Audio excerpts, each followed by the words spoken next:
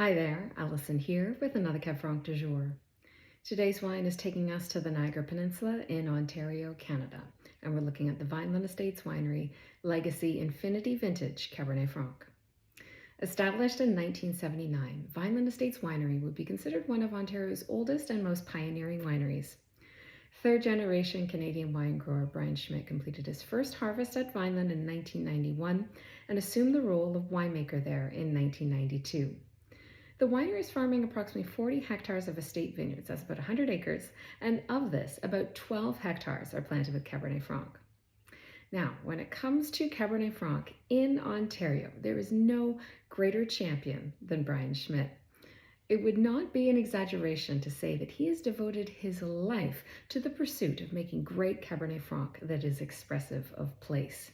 Through a deep understanding of his vines and soils, a commitment to learning, observing, and questioning, and at its core, an unwavering belief that this grape is the best grape for Ontario. Brian's passion for Cabernet Franc, his insatiable curiosity, and his quest to communicate the soul of a place in the glass ultimately inspired this wine, the Legacy Infinity Vintage Cabernet Franc, a wine that was more than 10 years in the making. The wine began with a question that for years Brian struggled to properly answer, and that is, what is the expression of Cabernet Franc from the estate's Bo-Teek Vineyard? Now, how might one see the expression of place or terroir in the glass when the vineyard is located in a region that experiences quite a lot of vintage variation? Well, you blend across vintages, essentially nullifying vintage variation. And that is exactly what this wine is. It is a multi-vintage blend that began with a 2012 vintage and was eventually first bottled in 2022. So this wine is taking us to the estate's Bo-Teek Vineyard, which is located in the 20 Mile Bench VQA subappellation, which is one of 3 subappellations that make up the larger Niagara Escarpment regional appellation, along with the Peninsula Bench and the Short Hills Bench.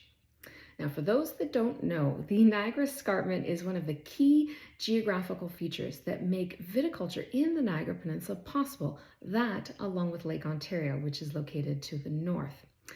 The escarpment is a ridge that rises to a height of around 200 meters above sea level. And this ridge helps to trap and circulate the airflow from off the lake. This airflow helps to reduce disease pressure as well as frost risk, and the warmth generated by the air also helps to increase the overall temperature of the vineyards, prolong the growing season, and aid ripening. Now, the Niagara Escarpment Vineyard area is comprised of a series of wide north-facing terraces that are made up of layers of sedimentary rocks, namely dolostone, dolomitic limestone, shale, and sandstone. And these terraces were formed after the last ice age when the glaciers receded. Now, these wide north-facing terraces make up the larger Lake Iroquois bench, and that marks the historic shoreline of the ancient Lake Iroquois. These terraces or benches vary in width, degree of slope, as well as elevation depending on where you are.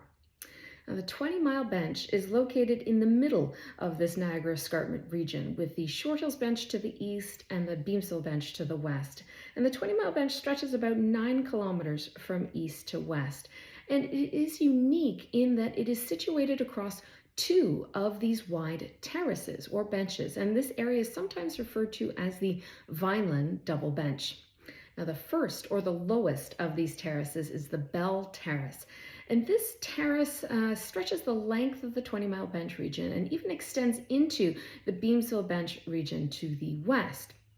The Bell Terrace ranges in elevation from around 128 meters above sea level upwards to about 140 meters above sea level. And then the upper terrace, this is the Irondequoit Terrace. It sits above the Bell Terrace, and it's about half the size of the 20 Mile Bench region in terms of length. And the elevation of the Irondequoit Terrace is about 150 to 180 meters above sea level. Now, in terms of the growing conditions of the 20 Mile Bench, this is really a Goldilocks zone for Cabernet Franc. The region experiences long periods of sunshine during the growing season, And it also experiences warmer, extended daytime temperatures during the growing season as well, thanks to the air that circulates closer to the base of these terraces. And that promotes even continuous ripening of the grapes.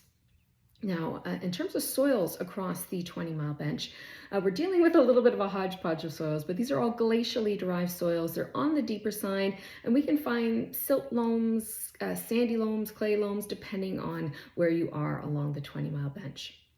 Now, the Bo-Teek Vineyard is located just outside the village of Vineland, and we're about 5 kilometers south of the shoreline of Lake Ontario, and we're on the Bell Terrace here.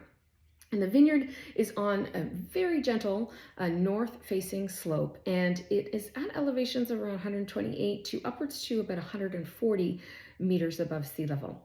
The vineyard can be divided into 3 distinct blocks, which is the source of the winery's 5 estate Cabernet Francs.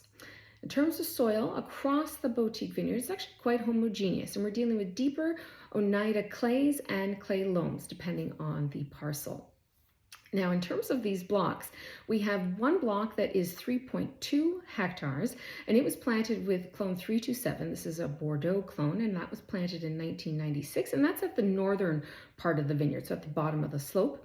And then just adjacent to this is another block of 2 hectares, and this was planted in 2006 with clone 214, which is the Loire clone. And these 2 blocks are the source of the winery's 2 clonal expressions, as well as their elevation Cabernet Franc and their reserve Cabernet Franc as well. And then we have the legacy block, and this block was planted expressly for the purpose of creating this wine. It's a 1-acre block, and it's located in the southeast corner of the vineyard, and it was planted in 2010 with clone 214. And what's unique about this block is it's actually on a little bit of a knoll that actually faces south. So we're on a rare south-facing slope for the Niagara Escarpment. So this block receives just a little bit extra sun exposure during the growing season. And in terms of soil in the legacy block, the soils actually have a slightly more clayey texture to them as well. Now, looking at the winemaking for this wine, as I mentioned at the beginning of this video, this is a multi-vintage blend. So the fruit is treated the exact same way for each of the vintages. So the goal here is to keep the yield at around 1 ton per acre. The fruit is hand harvested, it's destemmed but not crushed. And fermentation takes place in a 1-ton open-top bin with selected yeast. And the fermentation temperature typically hovers in that 26 to 28 degrees Celsius. Brian will not do any punch downs or pump overs during the fermentation or post-fermentation maceration. So we're essentially dealing with maceration through infusion here. After the post-fermentation maceration, the free-run wine is drained off the skins, and there's no press wine in the legacy Cabernet Franc. And the free-run wine is aged in barrel, neutral, older, 600-liter French oak barrels each vintage. So beginning with the 2012 vintage, that is how we processed all of the fruit for this wine. Come 2013, the vinification was exactly the same. And then the free-run wine was aged briefly by itself for about 4 months in barrel. Then it was blended with the 2012 vintage. And then those 2 vintages aged together until the next vintage. Now come 2014, the fruit again was processed exactly the same way. Vinification was the same. Then that free-run wine aged again on its own for about 4 months. And then the 2014 vintage was blended with the 2012 and 2013 vintages. And those 3 vintages aged together until the next vintage, and so on and so forth. And so when the first bottling took place in 2022, we had all of these vintages. Essentially, it was actually 9 vintages, not 10.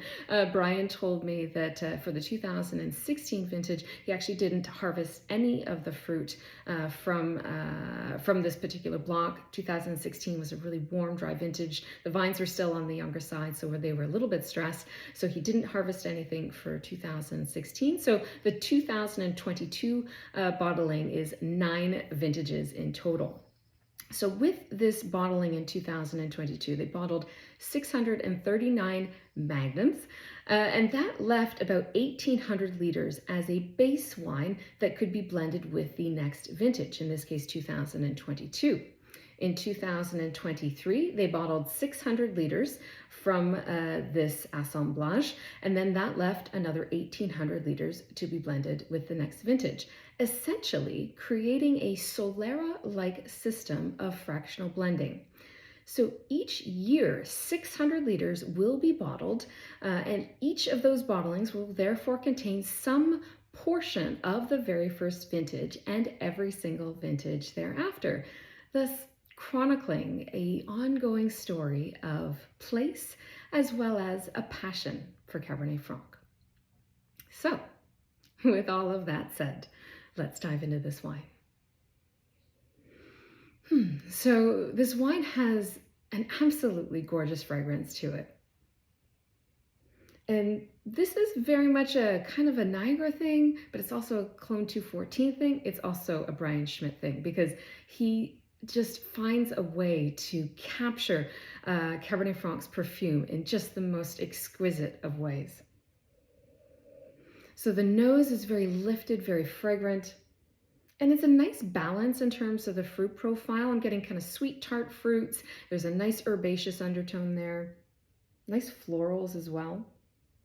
I'm getting a mix of blue fruit, like kind of wild blueberries. There's a little bit of cherry here, a touch of damson plum. And it is kind of, Brian says that he often picks up like a fruit leather kind of element in terms of the fruit profile. And I totally am getting that here with the fruit. And then there's this beautiful violet fragrance. There's some nice herbal undertones that are almost cedar-like. There's a little bit of thyme here as well. But yeah, the nose is just gorgeous. It's so Niagara Cabernet Franc in terms of the profile. And it's heady. It's got so much clarity. It's translucent, transparent. It's a really inviting, expressive example of Cabernet Franc on the nose.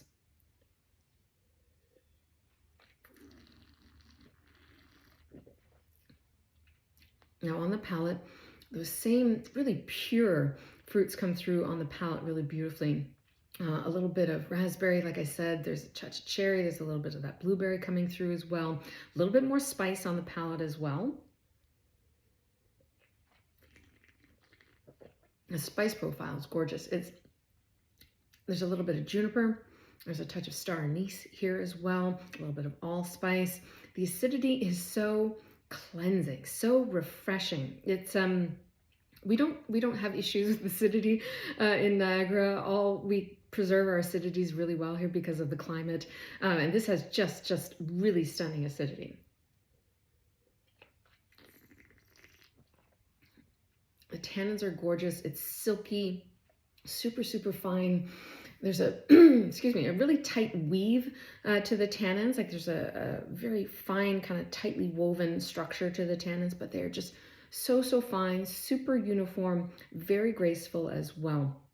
On the palate, it's important to remember that we're dealing with a multi-vintage blend. So we've got 2012 through 2021 in terms of vintages.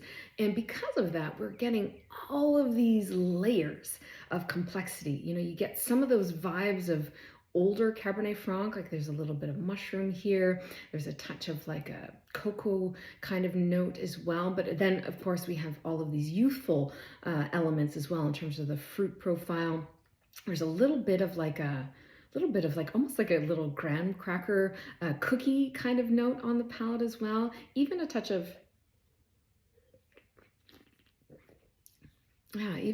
like almost like a little bit of a hibiscus note on the palate as well. There's a lovely, not really wet stone, but almost reminiscent of like potter's clay, like minerality in terms of the palate texture. The wine overall, in terms of the profile, I would say this is medium to medium plus bodied. It's super elegant. It's just got oodles of finesse.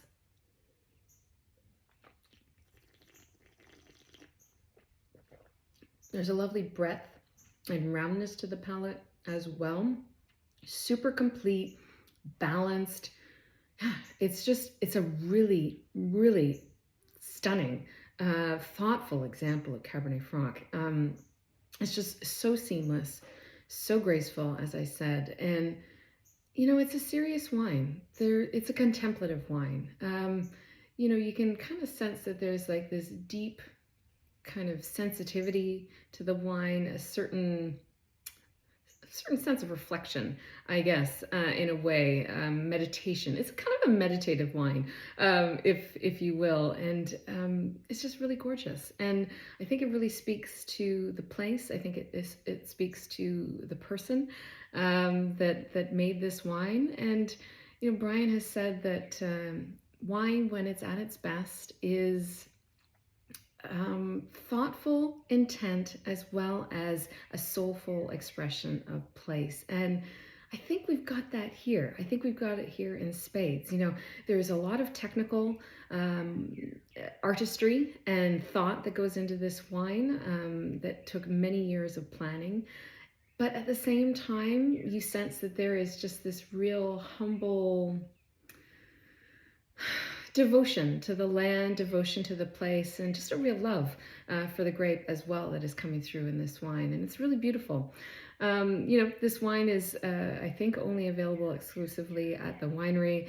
It's about 300 Canadian dollars for a magnum. So we're talking about 150 for a half bottle, which is definitely more on the premium side. But again, this is a wine that was 10 years in the making. So I think it is more than it's definitely over delivering in terms of that price point in terms of this wine. So it might be a tough one for people to find, but I could not help myself but share this story and share a little bit more about Brian's work with Cabernet Franc, because he truly is one of the great champions of this variety in Ontario.